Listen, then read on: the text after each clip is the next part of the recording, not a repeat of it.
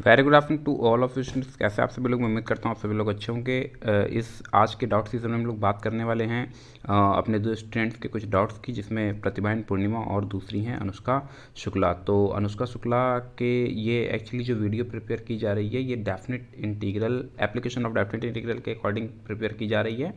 तो अनुष्का जी, आपको इस सवाल का जो जवाब है वो एक नेक्स्ट सेपरेट वीडियो में मिलने वाला है। और यहाँ पर प्रतिभा एंड पूर्णिमा के लगभग ऑलमोस्ट क्वेश्चंस को डिस्कस कर लिया गया है। कुछ क्वेश्चंस को मैं ऑलरेडी डिस्कस कर चुका था, आई थिंक 2, 3, 7 और 14, मोस्ट प्रोबेबली 7 और 8 में कुछ डाउट है। तो जो बचे हुए क्वेश्चन हैं उनको आज की इस वीडियो में हम लोग देखने वाले हैं। ये कुछ एक्चुअली मुझे चीट लगाना पड़ा कुछ सिक्योरिटी पर्पज़ से। तो चलिए शुरू करते हैं। Find the area of the region above the x axis. X axis के अबव का रीजन हमें फाइंड आउट करना है। Included between the parabola y square equals to a x and the circle x square plus y square equals to 4ax। तो solution हम लोग start करते हैं। और सोल्यूशन में सबसे पहले हमारे पास दो इक्वेशन है, एक x square plus y square equals to 2ax। तो इस इक्वेशन को हम थोड़ा सा मॉडिफाई करना चाह रहे हैं। क्या हम इसे ये नहीं लिख सकते हैं, x square minus 2ax plus y square equals to 0।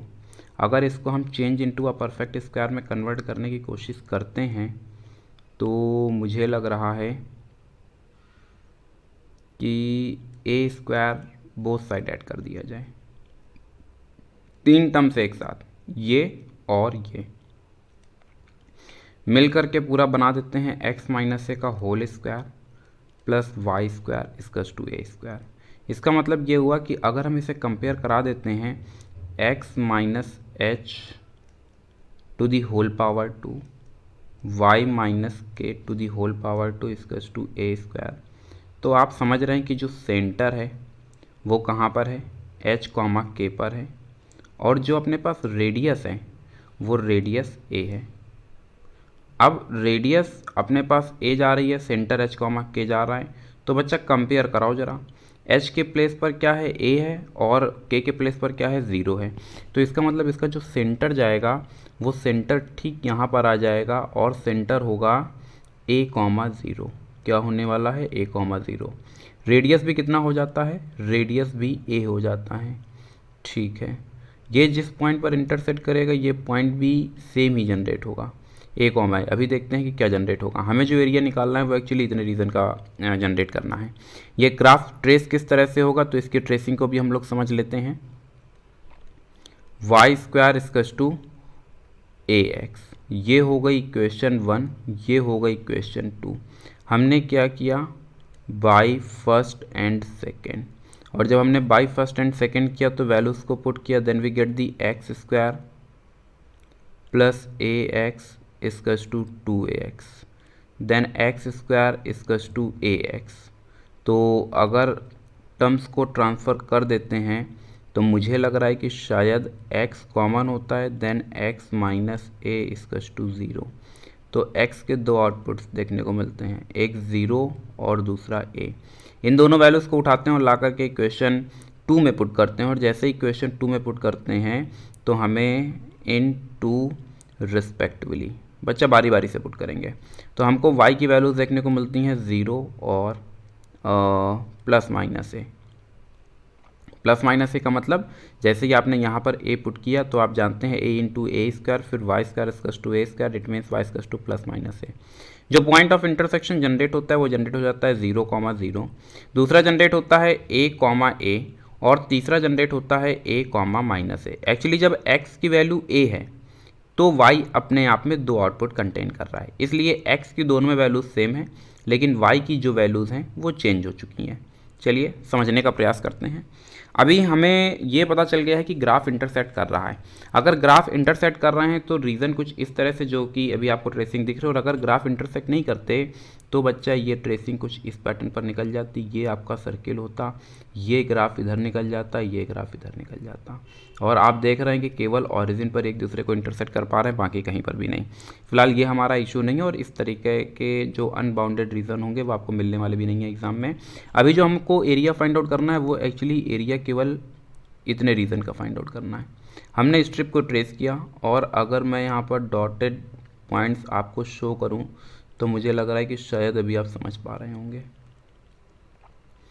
ये है अपना रिक्वायर्ड सोल्यूशन। एक्स एक्सिस के अबव का कहा गया है, इसको हमने नाम ओ दे दिया, ये नाम ए दिया, ये नाम बी दिया, ये नाम सी दिया।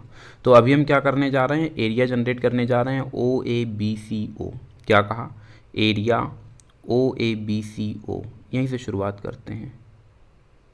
Area O A B C ओ।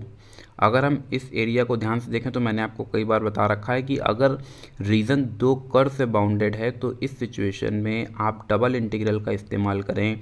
एक इंटीग्रल आपको लिमिट बताएगा, कांस्टेंट लिमिट, जैसे कि अभी आप यहाँ पर देख पा रहे हैं। अब देखो ये वाला जो पॉइंट बी जनरेट हुआ है बच्चा, ये वाला पॉइंट क्या होगा, ए होगा।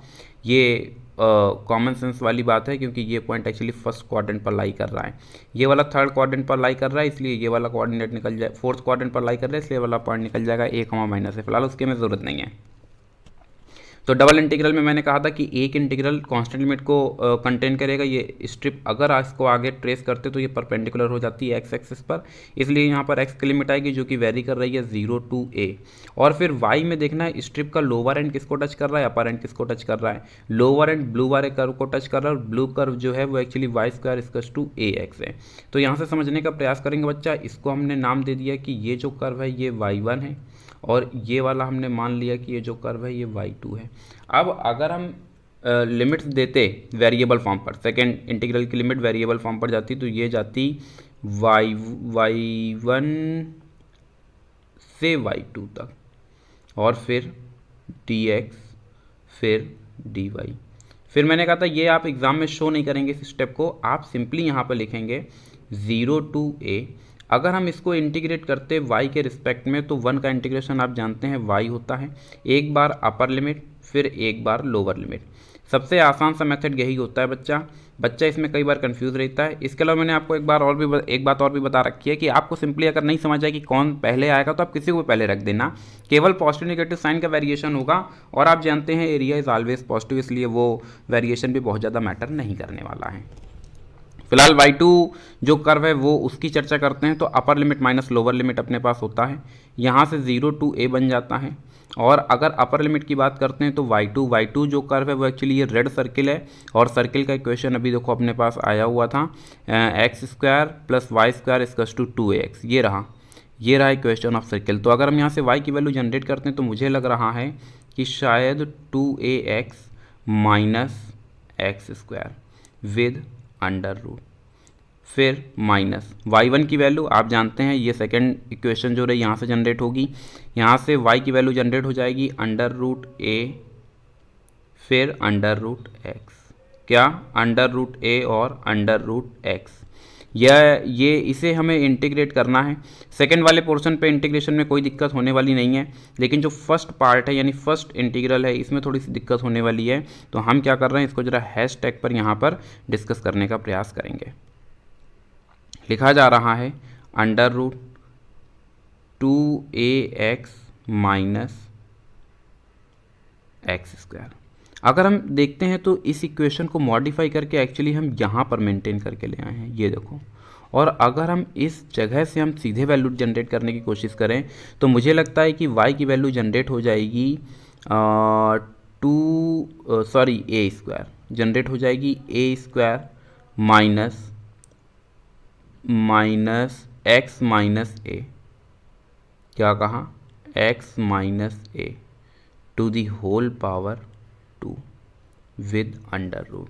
तो अभी बच्चा जो है इसको हैश टैग पर अब क्या ही लेंगे, ये ऑलरेडी हम लोग सिंप्लीफाई कर चुके थे। तो ये वाला जो पोर्शन है इसमें लिमिट चलने लगेगी 0 to a और यहाँ पर ये जो एक्सप्रेशन है इसको हम लिख सकते हैं ए square minus x minus a का होल स्क्वायर dx। बच्चा इंटीग्रल को सेपरेट कर दिया तो रूट ए बाहर आ गया, इंटीग्रेशन रूट एक्स dx। मुझे कुछ बात याद आ रही है कि शायद इंटीग्रेशन ए स्क्वायर माइनस एक्स स्क्वायर का फॉर्मूला आपने सीखा हुआ है।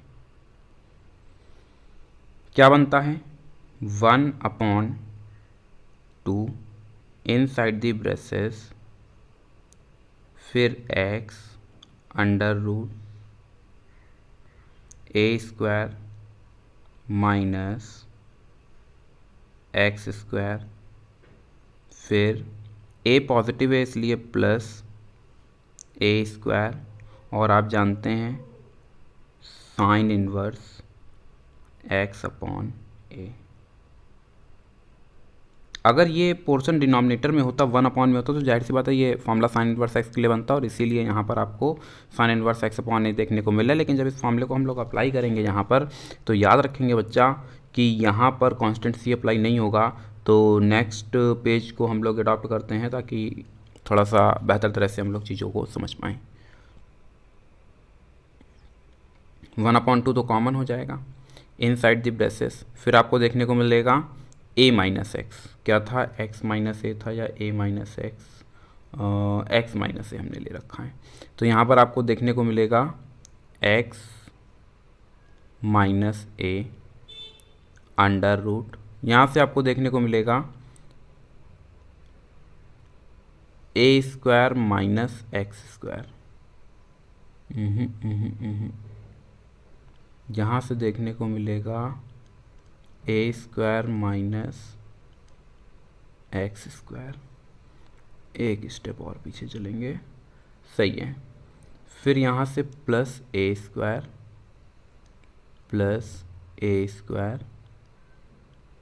Sign inverse x upon a, और लिमिट जो चल रही है वो 0 to a, minus under root यहाँ से 0 to a under root x d x. एक बार टैली करा लेते हैं। हाँ, तो एक्सप्रेशन तो ठीक चल रहा है, यहाँ पर शायद लिमिट मिसिंग थी, 0 to a आ जाती है। ठीक है, बाकी सब कुछ ठीक चल रहा है। तो चलो फिर नेक्स्ट पेज पर।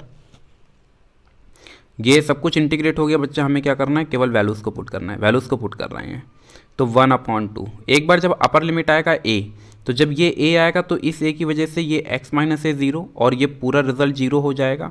और जब यहाँ पर x इक्वल्स टू a रखेंगे, तो यहाँ पर a रखने पर a माइनस ए 0, और ये भी पूरा रिजल्ट 0।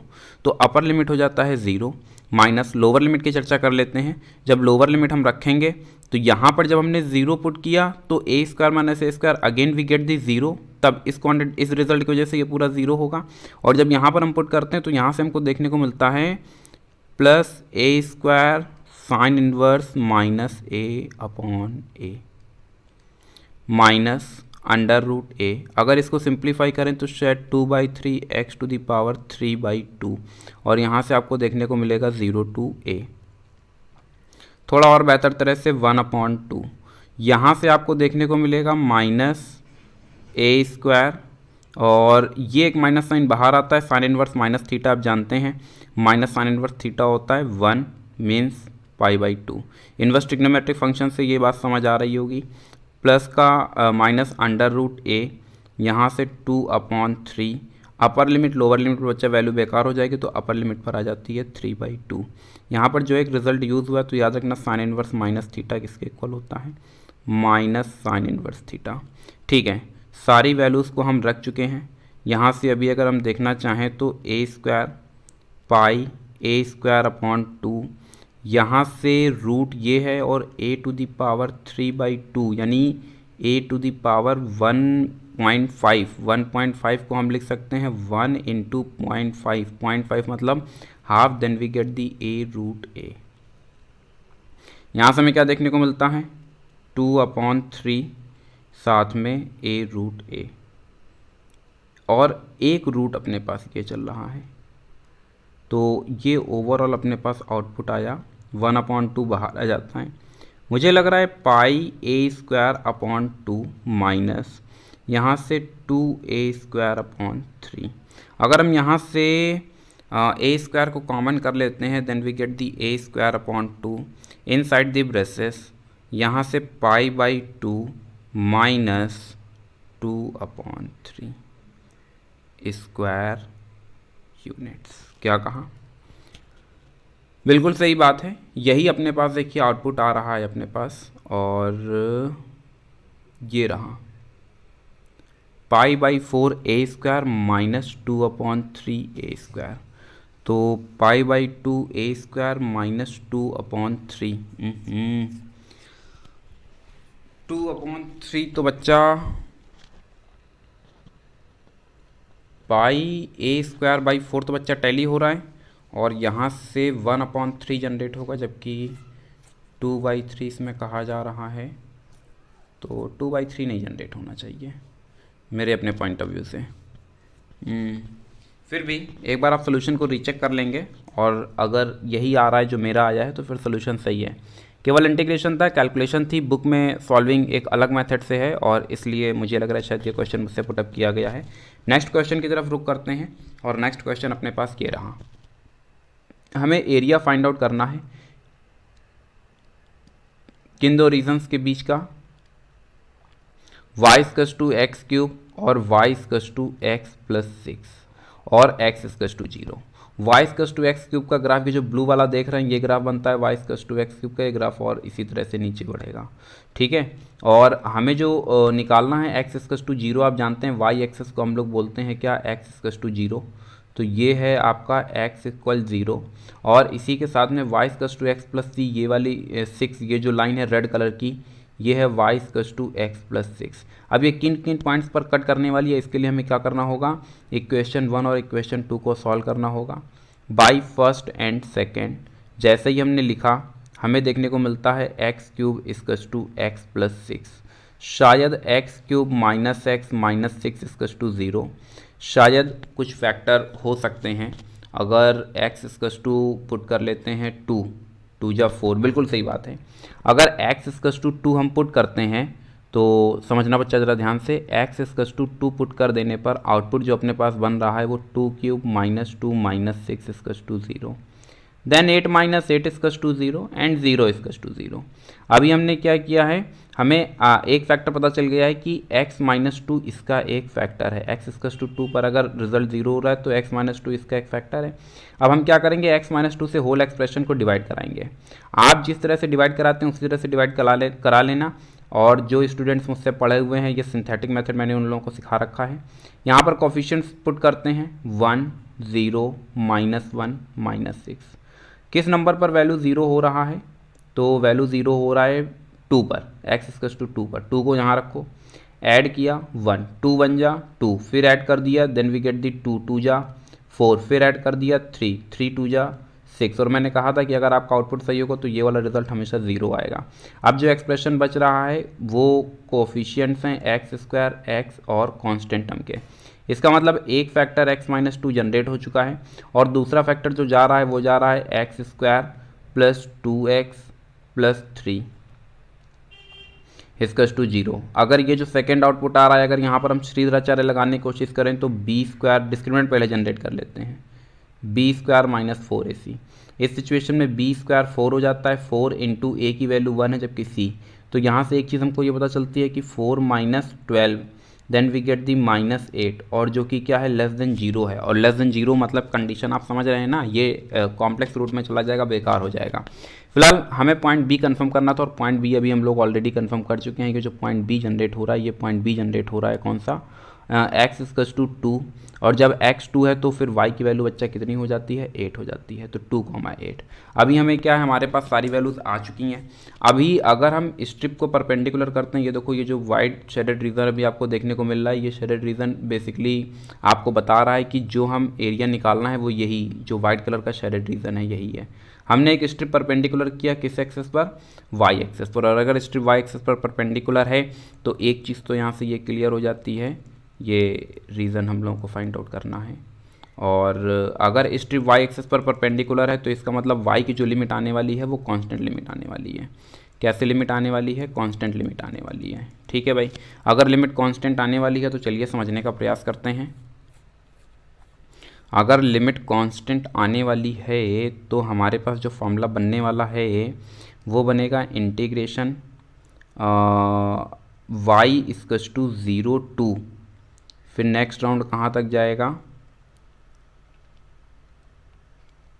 2 कर्व से बाउंड होना चाहिए शायद, अच्छा इसीलिए शायद ये क्वेश्चन मुझसे पुटअप किया गया होगा।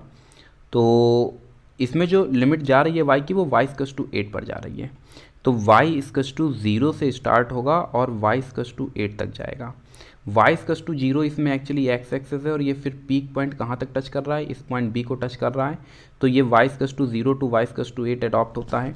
और फिर वही बात एरिया किन किन रीजन से बाउंड किया जा रहा है इसकी भी हम लोग चर्चा कर लेते हैं। तो ये किससे किससे बाउंड किया जा रहा है, तो मुझे लग रहा है कि शायद लोअर लिमिट वाई एक्सिस पर है और अपर लिमिट इस ब्लू कर्व पर है, और ब्लू कर्व अपने पास क्या दिख रहा है,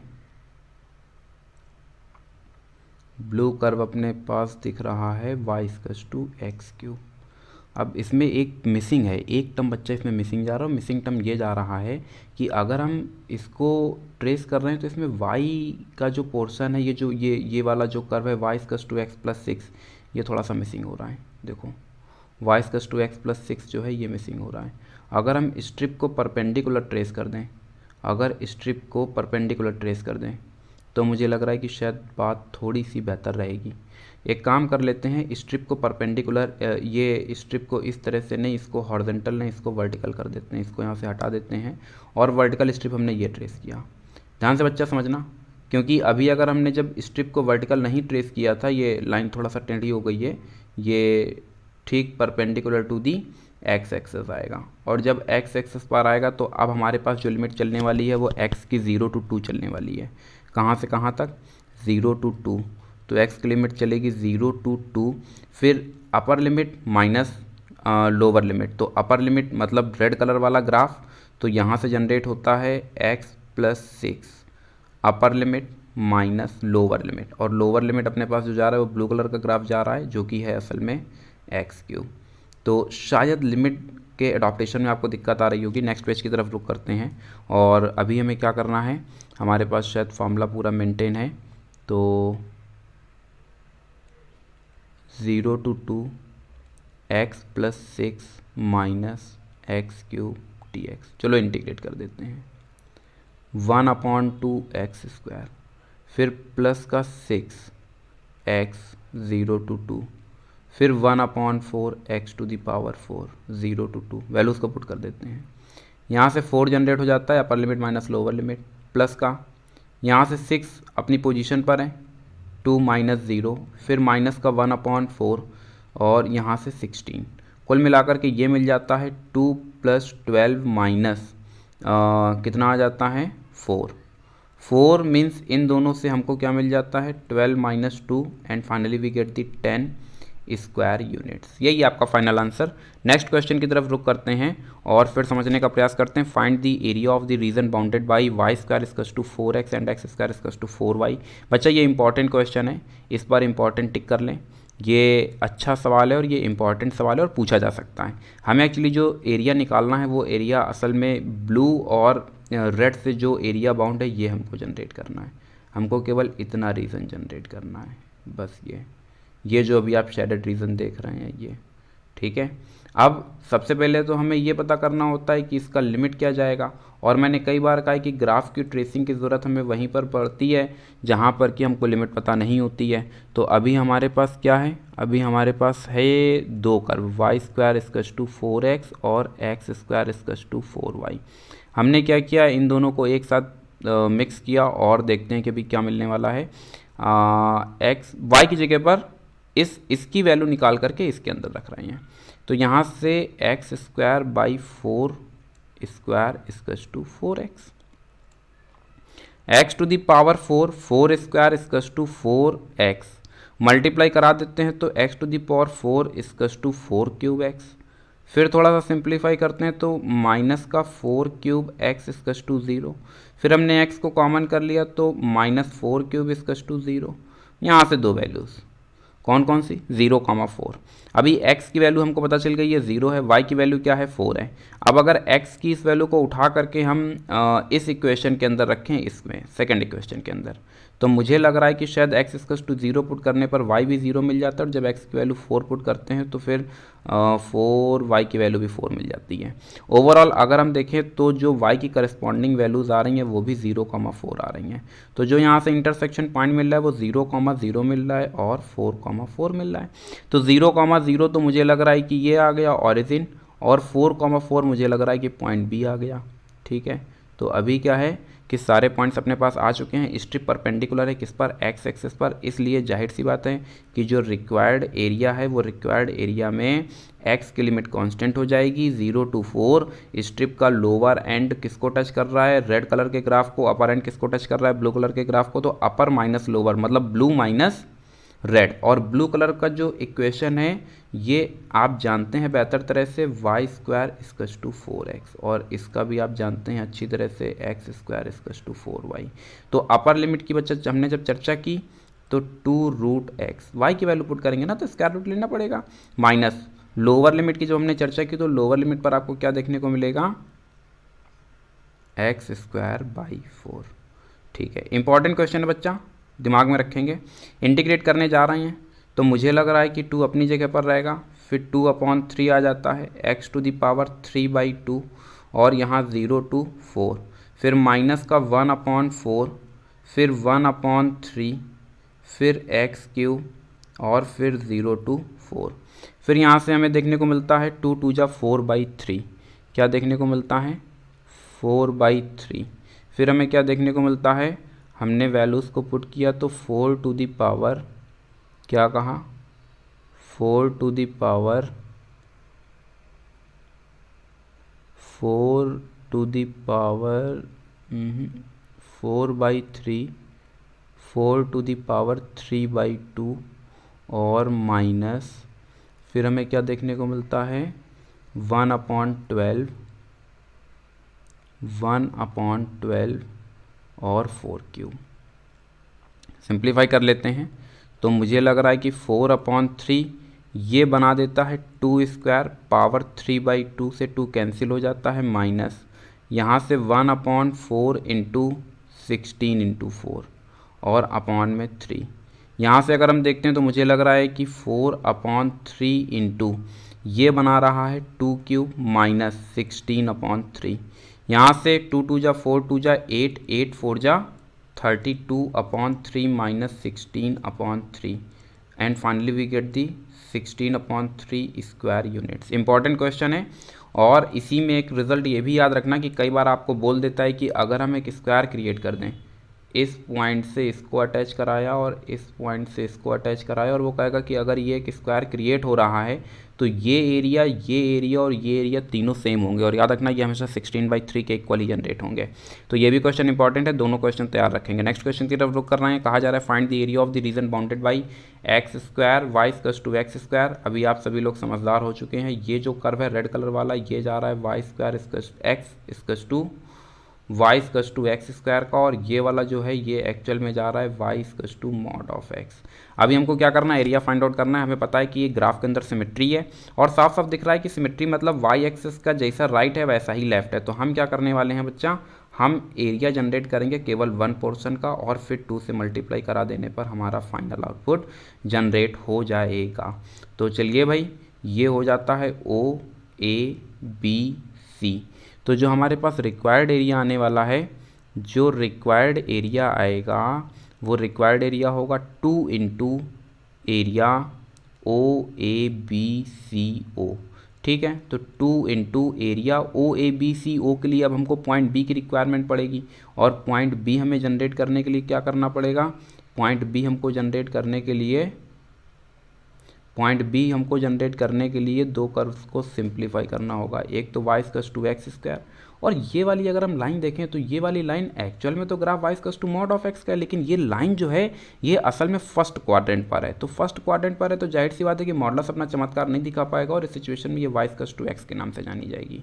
दोनों को सिंप्लीफाई कर देते हैं तो x² = x, कैंसिल कभी नहीं करते हैं, हमेशा LHS में ट्रांसफ़र करके लाते हैं, x कॉमन करते हैं, और यहाँ से भी x की दो वैल्यूज़ मिल रही हैं 0, 1। अब आपको पता है कि अगर x की वैल्यू 0 है तो फिर y भी क्या होगा, 0 होगा, इसी इक्वेशन के अंदर रख देते हैं। और जब x को 1 रखा तो फिर y भी 1 है। तो जो इंटरसेक्शन पॉइंट है वो 0, 0 और 1, 1, ये आ जाता है 1, 1, ये वाला क्या चला जाता है 0, 0। अभी बच्चा क्या किया 2 इंटू, अब एरिया OBCO तो अगर हम इसकी चर्चा करते हैं तो यहाँ से हमको देखने को मिलेगा अपर लिमिट, एक तो कांस्टेंट लिमिट अपने पास आ जाती है और कांस्टेंट लिमिट जो जा रही है वो 0 to 1 जा रही है। इसी के साथ में एक अपने पास जो अपर ग्राफ, देखो स्ट्रिप का जो अपर एंड है वो किस ग्राफ को टच कर रहा है, वो ब्लू वाले को टच कर रहा है और इसकी वैल्यू मॉड ऑफ एक्स है। लेकिन याद रखना हम तो OABO निकाल रहे हैं, OABCO जो कि फर्स्ट क्वाड्रेंट पर लाई कर रहा है, फर्स्ट क्वाड्रेंट पर वैल्यू हमेशा पॉजिटिव होती है। तो upper means x minus lower means x square. ठीक है, समझ गए? ये कंसेप्ट स्टार्टिंग से ही डबल इंटीग्रेशन से पढ़ा रहे थे और आपको बताया भी था, अपर माइनस लोअर याद रखना। मुझे लग रहा है कि 1/2x माइनस का 1/3x³ लिमिट्स अप्लाई की जा सकती है 0 to 1 और 0 to 1। यहाँ से 2 इंटू यहाँ से 1/2 माइनस 1/3, ये दोनों तो एक साथ रहेंगे। 2 हमारा बाहर चल रहा था, अगर हम एलसीएम ले लेते हैं तो 2 इंटू 1/6 मुझे पता है 3 - 2 and finally we get the 1। और अगर इसी के साथ में अगर हम देखें तो हमको शायद पता चल रहा है 1/3 स्क्वायर यूनिट्स। ये हमने टोटल एरिया जनरेट कर लिया है और मैं उम्मीद कर रहा हूँ कि आपको चीज़ें समझ आ रही होंगी। अगर आज की इस क्लास का हम कॉन्क्लूज़न देखें, क्या देखें? कॉन्क्लूज़न। तो ज़्यादातर जो क्वेश्चंस हमको देखने को मिल रहे हैं वो डबल इंटीग्रेशन पर बेस देखने को मिल रहे हैं।